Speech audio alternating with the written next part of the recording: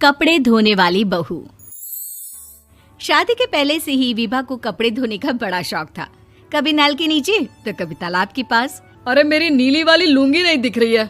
विभा की अम्मा, कहाँ रखी है लुंगी? अरे वो तो विभा ने परसों ही धोकर रखी थी आपकी अलमारी में, देखो वहीं होगी। वो ना मैंने आज धो दी, मुझे लगा कि गंदी हो गई होगी। अरे कैसे गंदी हो गई थी? उसे तो मैंने पहना भी नहीं। हे भगवान, इस लड़की के कपड़े धोने की आदत से परेशान हो गया हूँ मैं। जितना तो घर में राशन नहीं आता, उससे कहीं ज्यादा डिटर्जेंट पाउडर का खर्चा है। इसकी शादी करवा दो, शादी। जाए अपने घर में ही करे काम, फिर चाहे घर के कपड़े धोने हो या पूरे गांव के। हाँ ठीक बोल रही हो, देखता हूँ मैं कोई लड़का। वो दिन भी आ जाता है जब विभा को देखने लड़के वाले आ जाते हैं। लड़की मुझे अच्छी लगी। होने वाली सास कहती है, बेटी अगर कुछ पूछना है तो पूछ लो। वैसे तो हमारी लड़की बहुत ही शर्मीली है, जो बोल दो वो मान लेती है, इसे क्या पूछना होगा।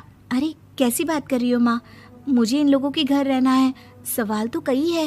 हाँ हाँ बेटा, पूछ लो ना, क्या पूछना है। आप लोगों के घर कपड़े कौन धोता है? सास का मुंह बन जाता है। देखो, अगर तुम ये कहना चाहती हो कि तुम्हें कपड़े धोने नहीं आते तो सुन लो, कपड़े मैं ही धोती हूँ, लेकिन तुम्हारे आ जाने के बाद मैं रुमाल तक नहीं धोऊंगी। अरे चुप रहना भाग्यवान, बहू बेचारी घर आई नहीं, उसे डराना शुरू कर दिया। वो क्या है ना बिटिया, अभी तक तो ये कल्लू की माँ ही धोती थी, लेकिन अब तुम्हारे पापा तो दहेज में वॉशिंग मशीन देंगे ही। तभी विभा की माँ बोल पड़ती है, सवाल भी पूछा तो क्या। वैसे भाई साहब, मशीन की तो फिर भी कपड़े धोने की कैपेसिटी होती है। मतलब जो बिटिया दे रहे हैं ना विभा, इसे कपड़े धोने का बहुत शौक है। ये आप लोगों के क्या, आस पड़ोस गांव मोहल्ले सबके कपड़े धो दे और उफ तक ना करे। बाहर देखा नहीं आपने कितने कपड़े सूख रहे हैं? सब हमारी बिटिया ने ही तो धोए हैं। बस भी करो ना माँ, शर्म आ रही इतनी तारीफ सुनकर।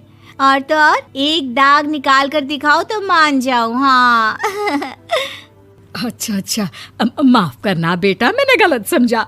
हमें तो रिश्ता बहुत पसंद है। और ऐसे जुड़ जाता है रिश्ता कपड़े धोने का शौक रखने वाली विभा का। उसकी शादी हो जाती है कोयला फैक्ट्री में काम करने वाले कल्लू के साथ। शादी के बाद अचानक विभा चिल्लाती हुई सास के पास आती है। सासू माँ, अरे सासू माँ कहाँ है आप?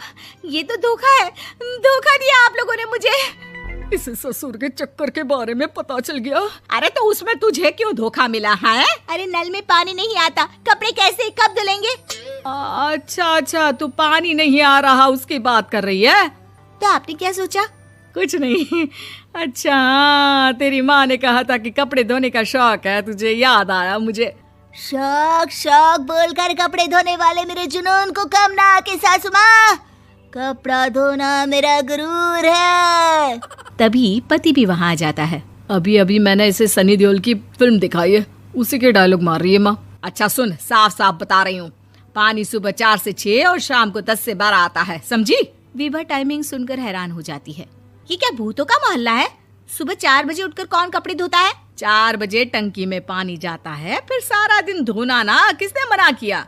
अरे कैसी बात कर रही हैं? 200 लीटर की टंकी में कितने कपड़े धो लूंगी मैं? सुबह ही उठ जाऊंगी मैं। अब क्या था, विभा सुबह 4 से लेकर रात के 12 बजे तक कपड़े ही धोती रहती। एक रोज सास पड़ोस से निकलकर कहीं जा रही होती है कि साथ वाली कहती है, हाँ कल्लू की माँ, जरा ये बताओ कि 2 साड़ी है, 2 ब्लाउज और एक पेटीकोट और एक नाड़े वाला लंबा कच्छा। हाँ तो? अरे तो क्या, कितना लोगी धुलाई ये बताओ। धोबन दिख रहे हैं हम क्या? हमारे पति सरकारी नौकरी से अभी रिटायर हुए हैं और बेटा सुपरवाइजर है कोयला फैक्ट्री में। धोबन समझ रखा है हमें? हाय रे कल्लू की अम्मा, माफ कर दो, वो तो मोहल्ले में यही सब बता रहे थे कि तुमने बहू को कपड़ा धुलवाने के काम में लगा दिया है। सास को पड़ोसन की बात सुनकर गुस्सा आ जाता है। वो घर पहुंचती है जहां घर के बाहर ही इतने सारे कपड़े सूख रहे होते हैं जितने कि किसी धोबन के घर पर। अरे ओ कल्लू की दुल्हन, बाहर निकल।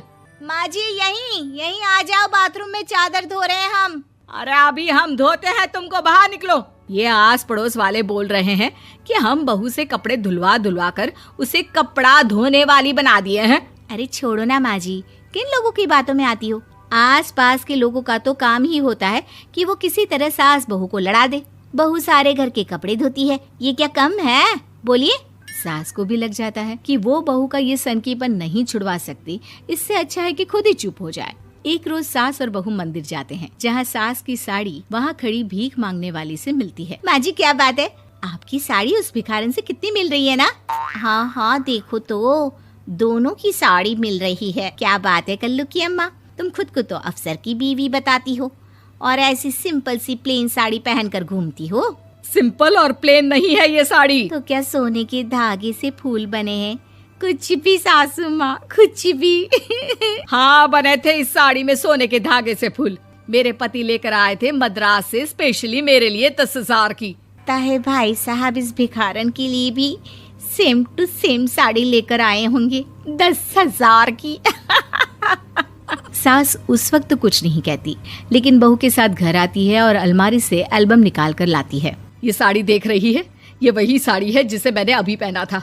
इस साड़ी में ये जो चमकदार फूल दिख रहे हैं ना, ये सोने के धागों से काढ़े गए हैं। लेकिन तू लोकल वॉशिंग मशीन ब्रश से घिस घिस कर सारे फूलों को निकाल कर साड़ी प्लेन कर दी।